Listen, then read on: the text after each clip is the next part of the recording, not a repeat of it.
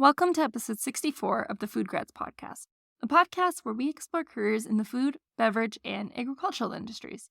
I'm your host, Veronica Hislop, a PhD candidate in molecular science and career partner with Food Grads.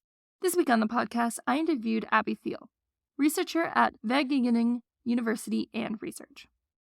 Welcome to episode 65 of the Food Grads Podcast, the podcast where we explore careers in the food, beverage, and agricultural industries.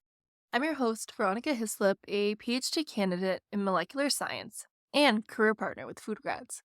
This week on the podcast, I interviewed Doug Alexander, Vice President of Sustainability and Government Relations at Belmont Meats. Belmont Meats is a leader in the manufacturing and processing of food service and retail burger products since 1966. In this episode, Doug walked me through his career journey, starting from when he first graduated with a degree in chemistry to his now current role in sustainability and government relations. Doug spent a lot of time throughout the episode talking about the how and the why he transitioned from each of his roles. I learned about each of the roles and what they entailed, but more so how he has had a rich career full of many roles. So hearing how he moved to each was great. And with a little bit of the dynamics behind the scenes, which is something that you don't always hear about when listening about why people make choices in their careers. We also talked about managing failures in your role and why they aren't the end of the world, even though at the time they might seem like it. Finally, we rounded the episode by Doug giving advice to those who are thinking about pursuing a career on the manufacturing side of the industry. Hearing Doug talk about all his different career roles was really interesting, and it really goes to show that you can build a long career path within this industry. Well, I will let Doug take it away and talk about his own career path. So, enough with that introduction. Let's get on with the show.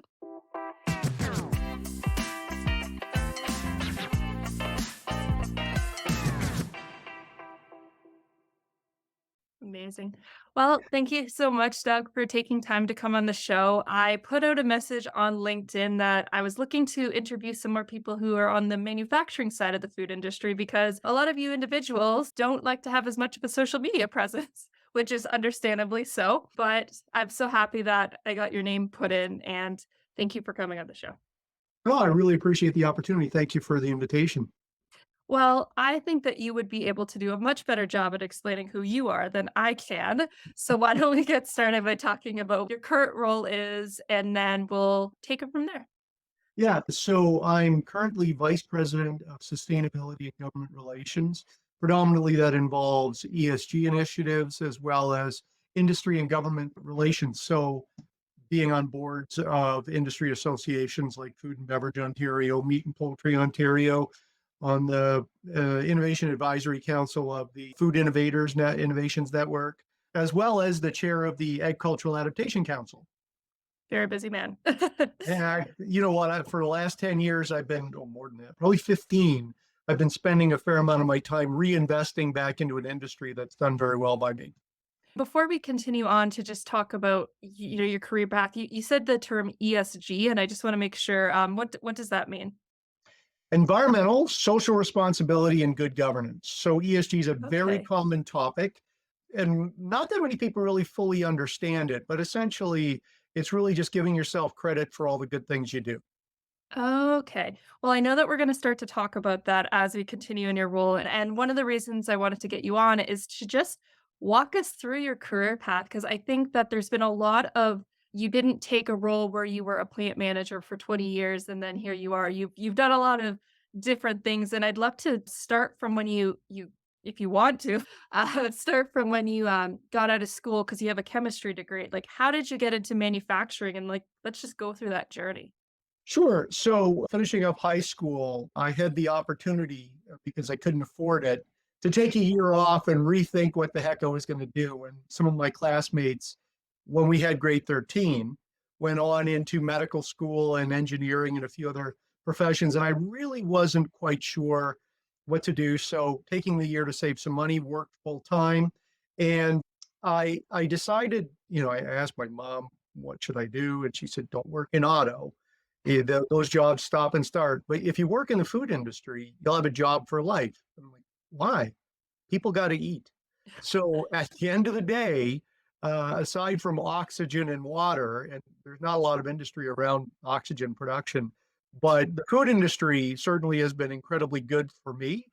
And so the program I signed up for was out of Fanshawe College. It was a 4-year program at the time, co-op in science, and my specialty was food chemistry with a minor in food and industrial microbiology. So it was all about food. I did my 3 work terms. I had a little over a year's experience before graduating, all at Kellogg's in London in the QA lab, working in various areas. My first job was predominantly environmental. Mhm. I had no expectation that full circle I would end up focusing in on that. At the time, I would just put on some sort of layers and go down into the sewer and take samples and do DOD analysis, It's important job that I'm wondering. juice as we'd call it, and take it up into the lab and do the analysis. And I also did packaging analysis. Then I moved more into cereal, and my thesis paper was on HPLC chemistry, chemical analysis for sugars. And Okay. the HPLC was brand new at the time, and we had one. So I had the good Wow. fortune. So co-op, I think, is a great way, especially to do science because you get a chance to do practical. I was very fortunate to have all my work terms in London, where I went to school and and lived. And so had a good practical work term experience. And when I graduated, a company called Canada Packers, which became Maple Leaf Foods, had a management training program that would recruit in about 200 graduates a year across the country. And our school had about 10 people interviewed, and they had narrowed it down to about 4. 2 of us that were really close friends accepted. One fellow with an environmental specialty, Jeff, ended up in sales in the Caribbean selling edible oils. What an adventure. And now he's in human resources somewhere, senior in a company. But life's an adventure. And so when I joined, I accepted a job at Canada Packers, and I started right in corporate industrial engineering. And I'm like, what's corporate industrial engineering? Okay. Okay. That's what I'm wondering. Okay. What fats, oils, and lipids are. I could tell you about, what's listeria or E. coli, but what's industrial engineering and why am I Mhm. here? But it was the management training program, and part of the development was you had abilities and aspirations to go beyond that. In those days, we called him the snowman. He was the corporate recruiter, Phil Renouf, and he hired 200 people, all of which were going to become the president of the company.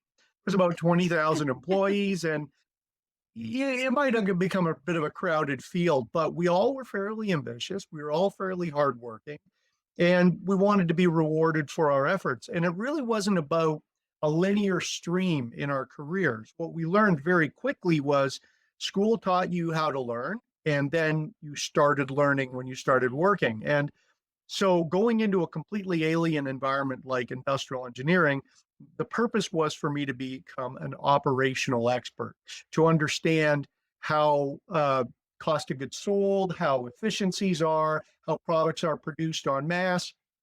And they, in return, they would send me back to school. So I continued my education. Some of it was accelerated, some of it was through Conestoga, Waterloo, and a Mhm. number of other schools as I continued. I really liked it, actually. It turned out I had a bit of an affinity for efficiency.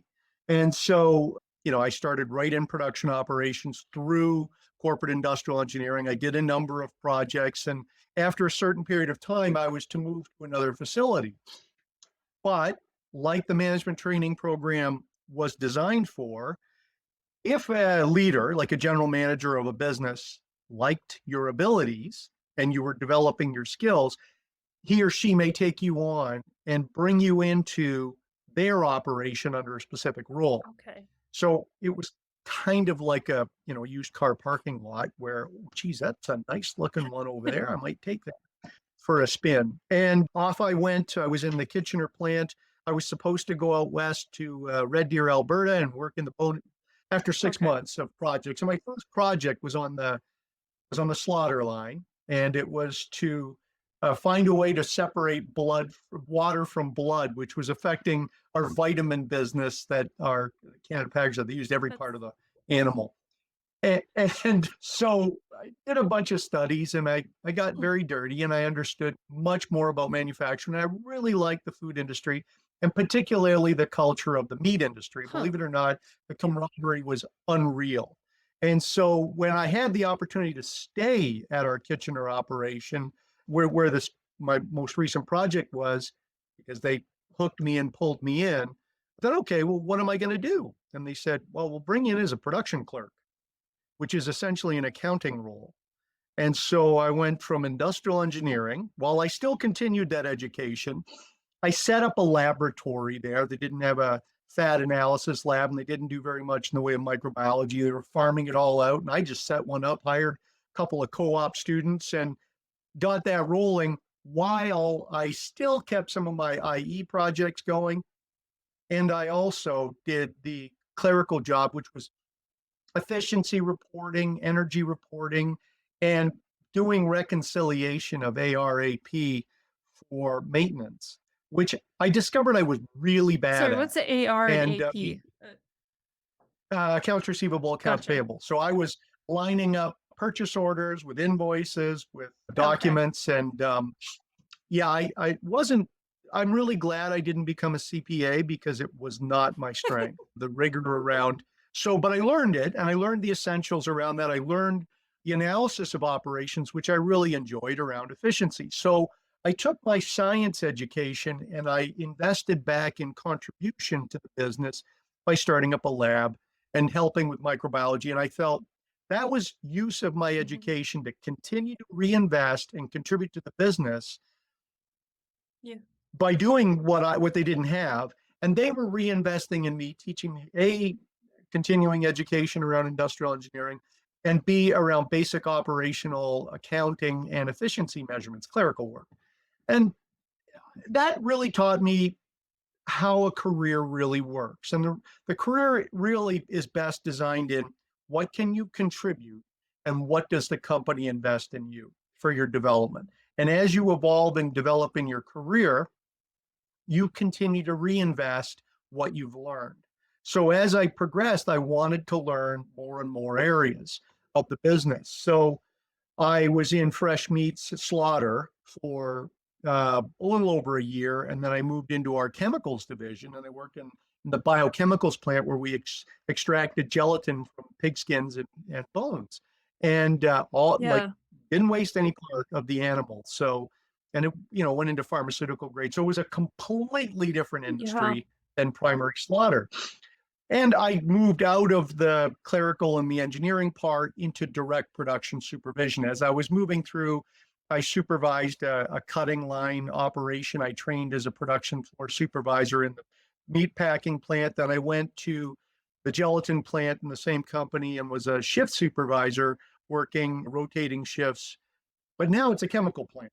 And I could get back to looking at ion exchange, thermal processes, and so on. And I really started to enjoy flexing my technical knowledge while still developing my leadership skills. So they were teaching me all about leadership development, health and safety, around even payroll management, interpersonal relations, labor relations. And I evolved over about 3 years of that. And I had had enough of shift rotating. And I was promoted to plant manager and I looked after the whole facility, which included areas that I had minimal experience with, which would be the boiler plant and the refrigeration plant where they had stationary engineers, and it was a very Mhm. challenging environment, as well as maintenance, as well as quality assurance, as well as production, and so on. And as a very young guy, it was a very interesting opportunity, and I have a very strong affinity for production. So as I'm moving my way through, I'm continuing to take courses and continuing to develop myself. But I'm so far from the lab at this Yeah. point. It's I wondered, when am I ever going to get back to possibly a career in quality assurance? And so after about 7 years of production direct operations, I moved into a role where I was a quality assurance manager. And then I had moved back into fresh pork slaughter, which was the Burlington operation, which now is Sofina Foods. It used to be Maple Leaf Pork in Okay. Burlington. And the company was sold to Maple Leaf or became part of Maple Leaf Foods. And I had my first capital project there. I went from QA manager to manufacturing manager, looking after the processed meats operation. And my first capital project with Maple Leaf was my second capital project, because in 1991 I had expanded the gelatin plant significantly and learned about a bit about applying some of the engineering skills that I was learning. And so I did it again. It was my second major capital project. I was pretty young, 31 or so, and fairly battle hardened, but it was a big plant. There was about 1,500 Wow. employees, and it was a dynamic environment. I was up to about my 11th year with Maple Leaf, and then the company was taking on the union. There was a number of challenges around stability of the business in Burlington. There was a suspicion that the operation was going to move to Virginia, Okay. and fix some of the economics that were a challenge in the business. And I thought, well, want to start a family, really don't want to be migrating around the continent. And so I had an opportunity to leave the company and join Robin Hood Multifoods in their bakery division as manufacturing and logistics manager. And so I accepted it and went into the baking industry from predominantly fresh meats. And so applying what I learned in the way of efficiency and operations and production, and I had done a couple of union negotiations and so on. So some of my labor relations skills I'd evolved and developed. I was looking at a toolbox. There's the technical skills, there's the Mhm. management skills, there's the leadership skills, human resources, and so on. A little bit of product development and technical Mhm. research and development stuff in there as well. And then I had this chance to learn logistics, demand planning and production planning. And I thought, manufacturing is easy. I can look after that probably in my sleep. But the logistics part is going to be a learning curve for me. And it was a great dynamic couple of years of planning. Unfortunately, the business closed after a couple of years I was there. And I decided, what am I going to do? I've worked for two of the largest food companies in Canada. And, I'm really not sure. My wife was working at Ford in Oakville. We had a bit of a commute, and I thought, I'll take a little bit of time and think about it. And in that Mhm. 4 months I was thinking about it, I had a chance to join another bakery, but it was private investors. So family owned, privately owned company. Two brothers owned it, and we were building it. They really liked the company. So I had a chance to become a director of operations with oversight of three operations. One was a CFIA federally inspected pasta and entree plant, a meat slicing and sandwich assembly plant near Ottawa, and then our 100,000 square foot industrial bakery in Toronto. And it was very diverse operations. Clearly. And I had a chance to then build a bigger team, strengthening, three plant managers, a general manager under me, and really developing my skills in a big job as opposed to the more linear thinking that you require for, departmental. So as you can see, I was diverting Yes. and broadening my spectrum and knowledge. And so, but it was constantly rewarding me with opportunity, because the more I learned and the more I contributed, the better the rewards were. In other words, the better opportunities. For me, I wasn't really motivated by money as much as I was motivated by opportunity, and the opportunity to, one, contribute and demonstrate my abilities, and two, be reinvested in development. And so going to a privately held company was the first time I ever had to sign checks, and was responsible for understanding cash flow and the responsibility. We had 400 employees overall, and that responsibility, because you're pretty dialed into it, was new to me. It wasn't like you're buried in this large company. So master, and there was two brothers who were the partners, and it was interesting. Privately held companies, especially family run companies, have emotions involved, and they have an interesting, unique dynamic that I mastered.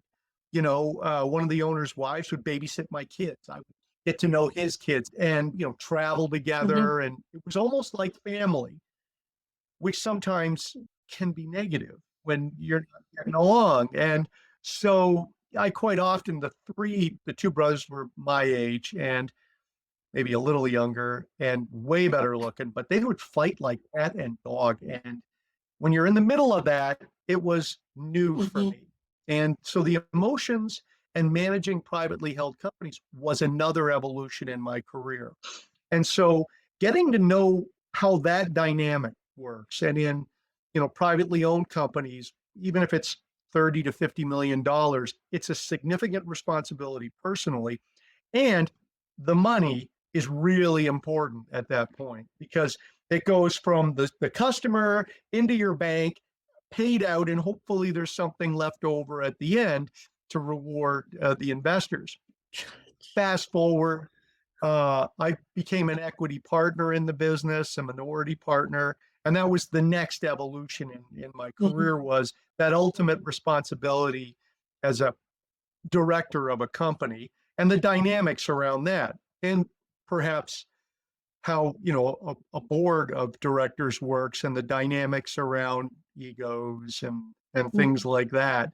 And but great friendships and relationships developing in through that.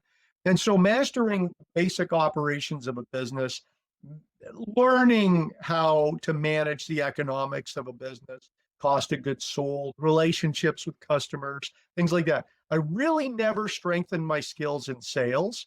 I Mhm. helped, but it's not an area that I think I learned enough early enough, but I certainly handle all the co-packing agreements and negotiated, simpler things that I would like to pretend were sales, but they really weren't. That was the one area of the business I really didn't spend a lot of time in. I do have some experience, but I have the luxury of working with some pretty amazing salespeople Mhm. now, and I can't shine their shoes. So they're quite good. There's only a certain amount of time in your career that you can learn Yes. everything. But I really enjoyed the opportunities to learn. And so I moved from industry to industry. I mastered, meat production, processed meats, certainly bakery. I moved into the entree business, which was meals assembled and frozen. Then after that company was sold off and one of the majority shareholders bought the whole company out and took it in a different direction, I went to another family owned company because by then I had mastered, after about 10 years, I had really mastered family working relationships in ownership of an enterprise that's, 50, $60 million, maybe 80 in size. And so the family that owned Wings Food Products recruited me and brought me on board. And it was legitimately a founder of the company, was very much involved in the business in his 80s. Wow. And the next generation, all super smart, really well educated, couple of master's degrees, and one fellow I got an IQ. Neil has an IQ of about 175. He's the smartest human I ever met. And so really bright group of presidents, each running their own part of the company. So the second generation was operating the business, eventually moved on to take over and manage the dynamics of how they operate the business amongst themselves, because everybody wants to be the president. And it can be, and everyone has their opinion and they have a vested interest in it. And so it's moved so far from kilograms per labor hour and efficiencies and thermodynamics and things. Those are just tools in my Mhm. toolbox. I pull out the drawer, I pull out the wrench. That's what I need to use at this moment. Whether it be microbiology or chemistry or basic logistics calculations or something like that, those are just tools. And the leadership and management skills are things that you evolve over time. And that's really where a career can do well. There are lots of people who really like to get into one stream, let's say finance and accounting, and move their way up, become the controller, then become the CFO, and that's their happy place. Wasn't what I was destined to do. The folks back at Canada Packers saw that I had natural leadership skills. I had this ability to manage multiple unrelated things at the same time, and I really enjoyed it. And I loved giving back as much as I Mhm. do.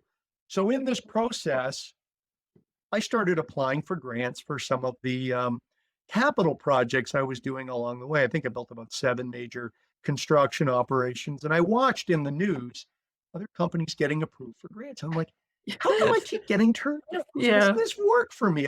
I fill in the forms right. So I called a friend of mine at the City of Toronto, who's the food specialist, Mike Wolfson, who you should enter. Good friend of mine. Anyway, he said, Doug, talk to my boss and talk to this person and this person, this person, this person, and join these following associations. I talked to her, pretty much repeated the same thing that the head of economic development, City of Toronto. I had the luxury of people giving me great advice. So I joined the Toronto Industrial Network, the South Etobicoke Industrial Employers Association. I joined what was the Alliance of Ontario Food Processors, which became Food and Beverage Ontario a couple of years Mhm. later. I was on the board of directors there. I joined Provision Coalition, which was a sustainability as a member of the board of directors. And you really, once you get on the inside of giving back to the industry, you really start to understand the nuances of the broader economic impact. And then you can, your lens, you're looking at it through the public funds lens, as opposed to the lens of a hungry business person who just wants his ROI. Yes. How well do public funds get deployed? And so I learned that part of it and I wanted to master it. So as I was listing earlier, I'm on the board of directors of Food and Mhm. Beverage Ontario. I'm the chair of the Agricultural Adaptation Council board of directors, and we do public funding, program delivery. I was at one point on the board of directors of Provision Coalition when they were not for profit. I ran and chaired an organization called the Agricultural Management Institute, which eventually closed, but it was like a training institute for food business knowledge. I sit on the board of directors of Meat and Poultry Ontario, and I have the luxury of being on the vice chair of the Yeah. Innovation Advisory Council for the Food Innovation Network of Canada, Canadian Food Innovation Network. And so learning the process of how public funds and a bunch of other stuff that I'm Yeah. giving back. So giving back my time to the industry, I learned how programs work, how funding works, and how public investment back in our industry really drives economic development because this industry's been incredibly good for me. So why not give back my time? And karma being what it is, it really does come back to reward you. So my career advanced further. I had the opportunity to take over as director of engineering for Ippolito Fruit and Produce here in Burlington, shorten my commute somewhat, 8 minutes from an Oh. hour, and it was a pleasure. And I worked with a really great family-run business. Had the chance to build a couple plants and expand some Mhm. lines and have some serious technical input. Helped the company in Waterloo develop the first hyperspectral imaging system. It was like a really fancy Spec 20, and I'm like, oh, this is cool. Look at how, getting older, but I'm still able to apply what I That's learned in the amazing. beginning in concert. So I really was, really enjoying that. And I haven't bought one yet, even though that was 7 years ago. But they've done very well. I helped them grow and develop their business just because I like them and I wanted them to be successful. And what a moment of pride to have the first hyperspectral imaging system on Earth. So cool. Like, so cool. LaForge's glasses in a factory looking at stuff, and they're Mhm. really smart folks doing AI and applying machine learning Wow. to take the chemistry, the terabytes of data of Mhm. chemistry, and figure out, using randomized algorithms, where the stuff came from, what acreage the spinach was That grown is in, so and cool. the polyphenols content Yeah. of it, and yeah, it was really cool. So the drudgery of responsibility to a business and a job combined with some pretty cool stuff makes it fun. Mhm. And so that's that investment Yeah. and return. I could invest in the business and provide what I knew reasonably well. I was no Yeah. expert, but I could talk a good game. And Yeah. the reward was I got this opportunity to advance and move through the company. And then I joined Premium Brands Holdings. My boss, Paul Roach, who's our CEO of our business group, asked me to join because I was a lot like the fellow who was running our business in Aurelia, Ledbetter Foods, but a hands-on operator, more of an entrepreneur, a less of a chartered accountant, more of a could run a Yes. sausage making machine or could Mhm. smoke and bacons and hams and so on. So I took that on for a few years as VP and general manager, and then marketing and sales is not my strength. So I did mention that Mhm. a couple times. There are far better people at it than me. So I was given an opportunity to take because I had somehow become a part of our corporate ESG committee. I opened my mouth and I said, here's how sustainability works. Here's what ESG is all about. And I got volunteered into the committee to Yeah. help reinvest. And it continues. The I can contribute what I know, and then the reward is Mhm. opportunity to participate in some pretty cool stuff. So Y I've really slid into this sustainability government relations piece. While we brought in a professional marketing guy to run our business in Aurelian, he's done a Amazing. really good job up there building building a great brand and expanding bacon business, which, as you know, is meat can. Now, my role now, I'm still learning. In fact, right here, I've got cap and trade and carbon offsets and the Mhm. analysis of how that works. I've got the differentiation between scope one, two, and three. And I've learned the GRI and I've learned a bit about sustainability. People think I know a lot about it. I'm just learning and reinvesting what I'm learning. And that's been most of my career. That is a heck of a career. Wow. Yeah, but sometimes they make mistakes too. There's been in there between the learning, there's been And that was mistakes and actually learning. something that I did kind of wanna dive into because the way you're talking about your story, everything just seemed to flow as you're talking about it. Well, I came to here and I came to here, and I know obviously on the surface, like, that is definitely not gonna be the case, but one of the main themes, as you've already said, is that you've really looked at your career in, what can I give in order to get to the next opportunity and such. And one of the things I wanted to dive a little bit deeper into that because I think coming out of school, you might not have a lot of these skills and like how did you deal with that mentality? Sorry, how do I want to say this?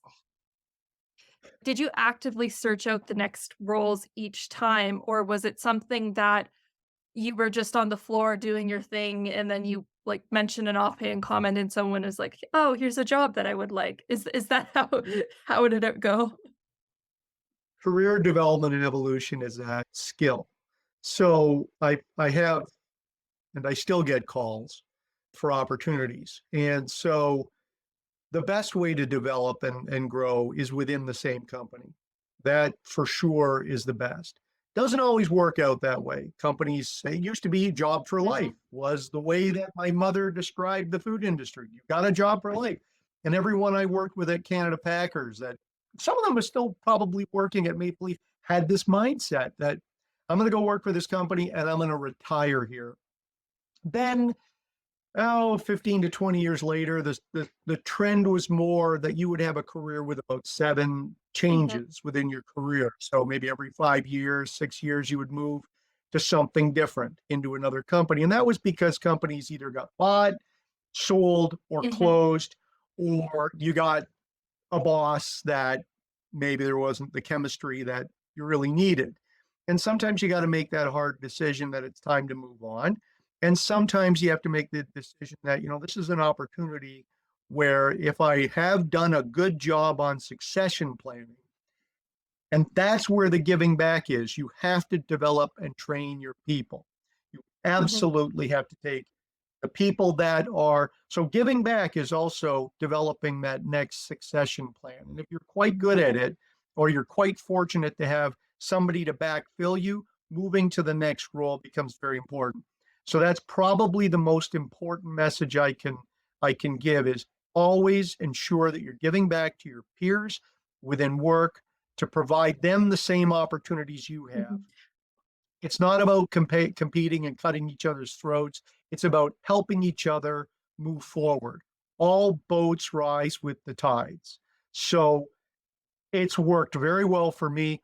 So those opportunities, I was able to move on because I Mhm. was able to develop people who could backfill, either to move into my role or into a team that could support the role. I could move on, and then sometimes I would get promoted. Yeah. I actually wanna dive a little bit more even into that because, I've never experienced a manager role, so, like, this is kind of new territory for me to learn a little bit more, and when you're referring to, building someone up, like, how so let's say you're a leader of a small team, and such, what does it look like to invest in those that you're leading? Like, what Like, what do you identify? Like, how do you like how does that happen? Like, It's really very different. So managing technical people, there's actually courses you can take in that because that's a different system really? than managing operational people. You really got to know your audience Okay. because there's different cultures within the employment base. So some people are not like I said, everybody that went to Canada Packers through the management training program was going to become the president of the company. That those guys like me were easy to work with. They were a bit ambitious, they were hardworking, and they were motivated to learn and absorb Mhm. more.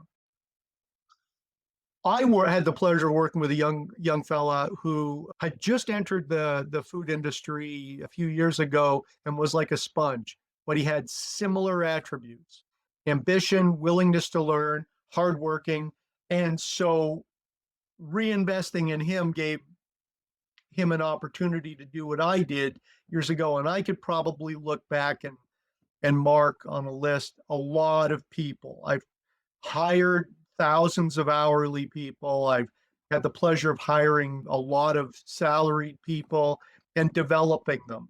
Not all have gone great. Mhm. It's a very difficult thing to do, but when you're building a team or you're working with your peers, it's an investment. They're investing in you in commitment to come to work and work like a team and help each other. Because the one thing about manufacturing is there's no one Mhm. person. It just Yeah. doesn't work like that. You have to get hundreds of people to work and coalesce together to generate packaged goods that people want to Mhm. buy. In the food industry, you want them to feel good about it too, and it's got to taste good. So developing those people is a bit of an art. You really have to it's there's been failures in Okay. there for me and successes where some people take on roles that they shouldn't, and some people don't get the opportunities that they'd like. And they do like I would do is move on before they get a chance to be promoted. But the key is stay in tune with your people, get to know them very well, understand the culture and the generations. So there is generational differences of what's important to people. And certainly now with this labor crisis that we all are facing, it is critical that we were worried in the 90s about boomers going to retire. So when in the 90s, all I heard about before you were born, well, what they were talking about at the time was what are we going to do when everybody retires? There won't be enough money. Everybody's got to put money into RSPs and invest. So we did that really, really well. And a lot of people have just recently left the workforce, about Mhm. 25%. There wasn't the backfill because the boomer generation was a lot of humans and they all left very quickly because they did a good job on investing. What we didn't do in the 90s and was think about, well, who's going to replace us? Oh, it's just going to be automation and it's going to be paperless Mhm. society and all this dream. No, that didn't work. So we're in a real labor crisis that there isn't enough humans to do a lot of the work that we have. Great time to enter the workforce. I mean, I thought the 80s were a great time to enter work and Mhm. it was very rewarding for me. Right now, it's a phenomenal time that the opportunities for young people are terrific. A lot of people are getting advanced well beyond their experience Wow. level. And that skill is important to manage. So folks like me have to become incredibly patient with people who are willing to take on greater responsibilities than what they really are prepared Mhm. for. In my day, you might have had 5 to 10 years to move into a role. Now people are moving into roles in 1 or 2 years or three, and they're not 100% prepared for what the onslaught is coming. So mentorship and coaching and teaching from the more senior people is the most important investment we can do. And so recognizing people's abilities and interest to learn Mhm. and investing in their areas of interest and continuing to do that is really important. Young people putting your hands up and saying, I'd like to learn this, I'd like to try that, and showing some initiative, not being afraid of it, Yeah. because we all make mistakes and have made lots of them throughout our career.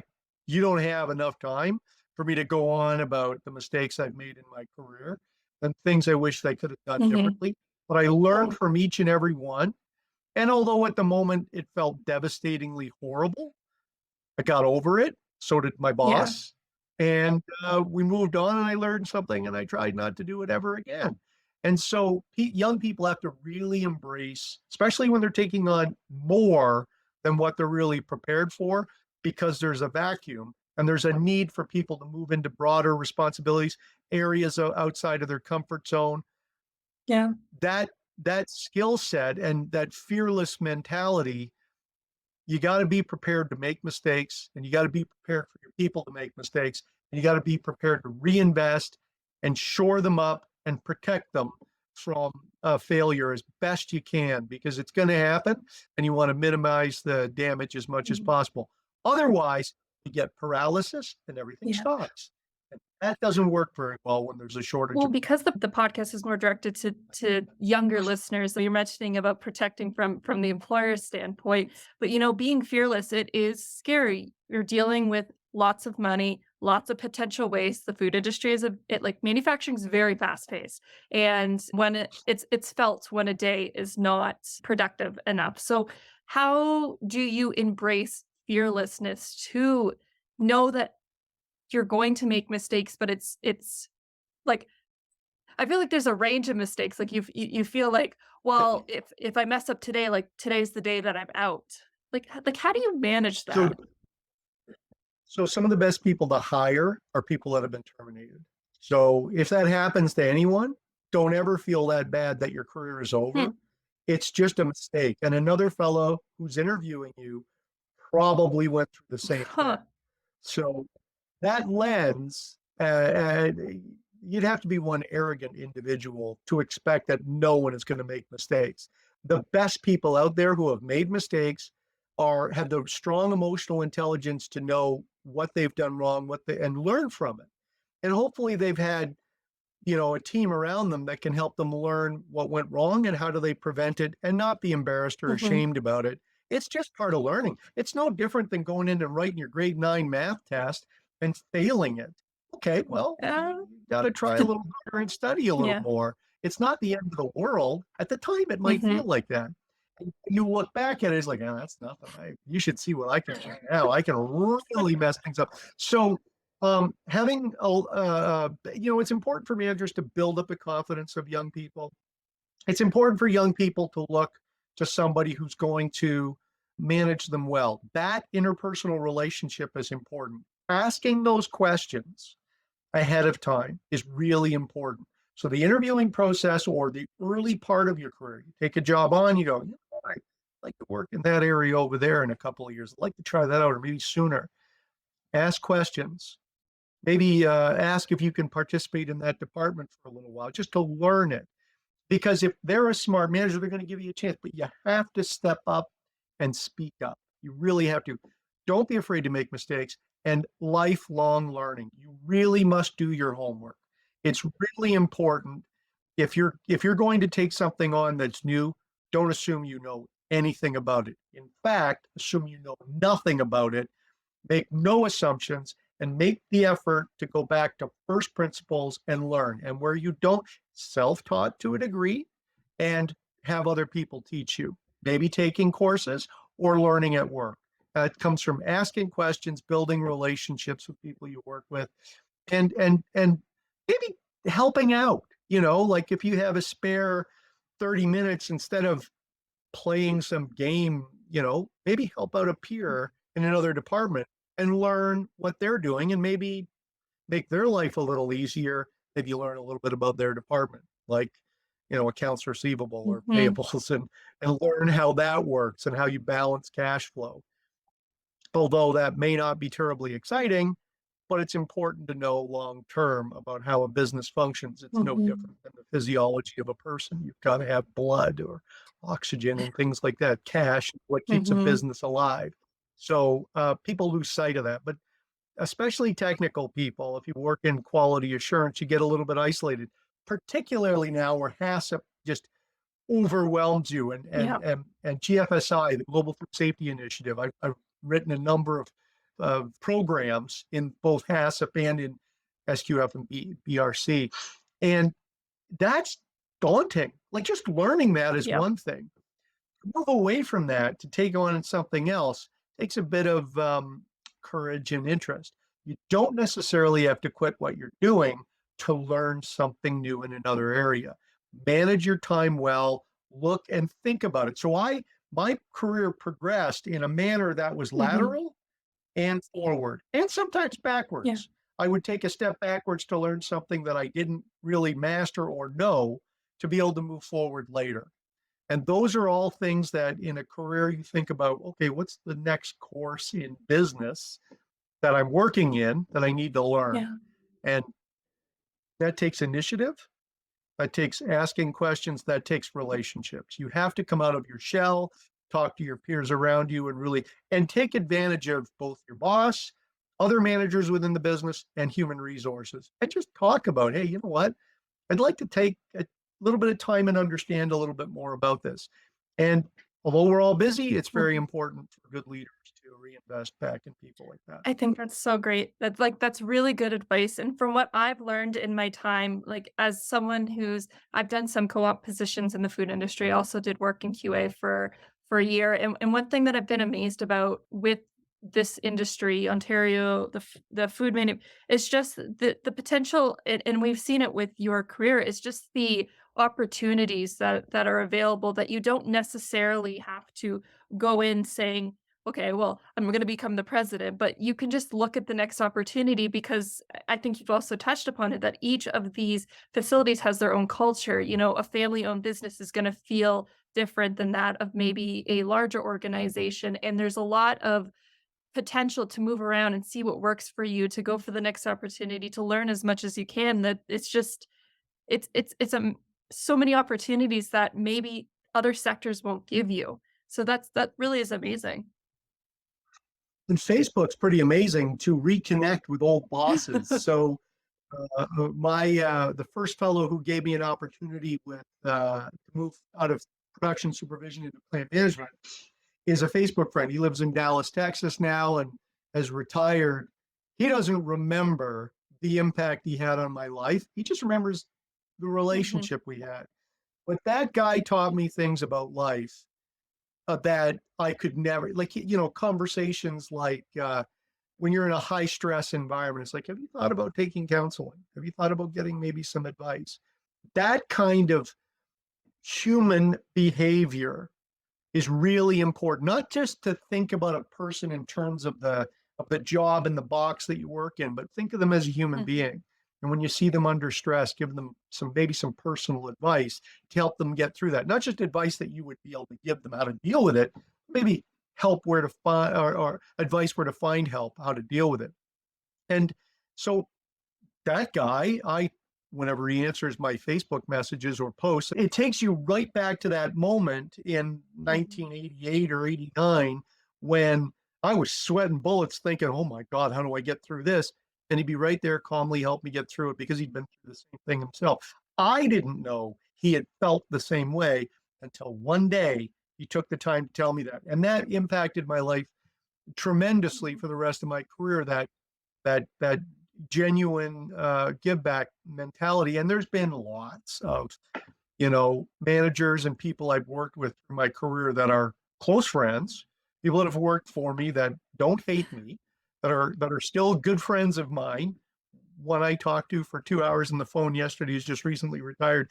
Sometimes I thought he was going to kill me when working together, but really appreciated the relationship. And it's once you look past the rigors of business and the box that you're in at work and think of people as people and treat them as people, Mhm.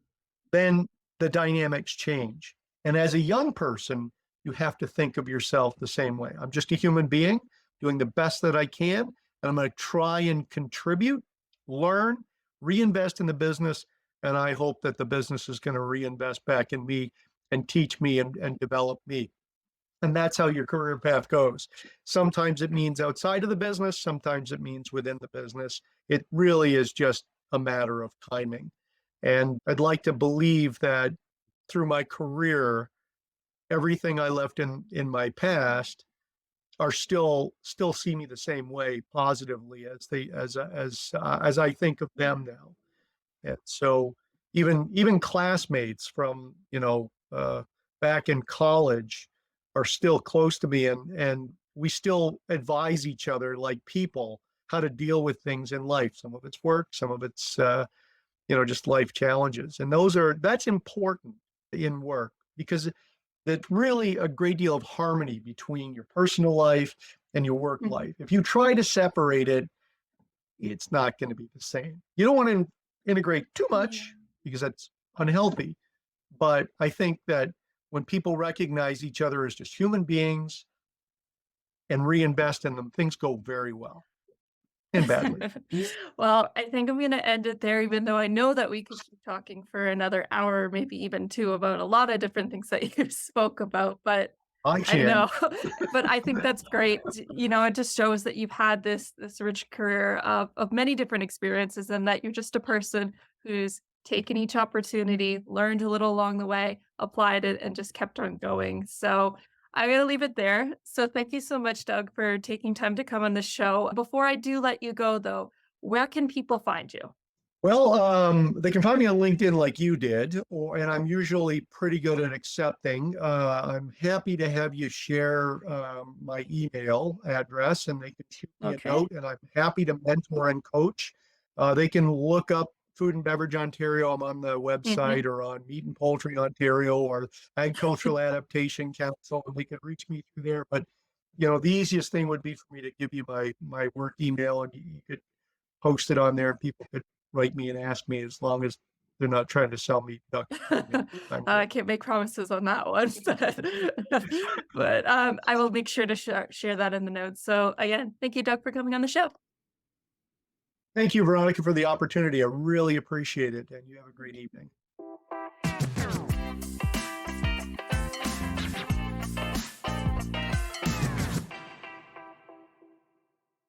That was episode 65 of the Food Grads podcast. All the notes to this podcast can be found by clicking on the Student and Grads tab on the Food Grads website. There, you can find any notes to past or future episodes. If you enjoyed this episode, then please head over to wherever you listen to this episode and rate it 5 stars. This helps us get the word out about the podcast and share how great the industry is. Thank you, everyone, so much for listening. I know that you could be listening to anything else right now, but you chose us. So, again, thank you. So, I got into contact with Doug after I put out a call on LinkedIn looking to interview individuals more on the manufacturing side of the food industry. Ask and you shall receive. As you can tell from Doug's journey, he has had a long, fulfilling career in the manufacturing side of the food industry. From quality departments to production to sustainability, Doug has put in the effort and hard work into each of his roles and made sure to place focus on learning. It seems as though being a lifelong learner has really led to opening more doors for him and more opportunities. This reminds me of something that I have heard about the industry is that they like to hire within the food industry. I heard this recently when I was going over a mentorship session Food Grads did with the Careers Now. I just recently put out the blog post on that. But the advice that they gave was that the key to growing in an organization is make sure that you let your supervisor know that you want to move up within an organization or industry and be willing to put in the extra work. It sounds as though Doug has used this tactic to his benefit over the course of his career. Although I say it on the podcast and we hear a lot of advice, you know, networking is great, but sometimes at the end of the day, putting in the hard work is just what you're going to have to do in order to push your career forward. Networking is great, but you also have to have the results to back it up. Thank you, everyone, so much for listening, and I will see you next time. No,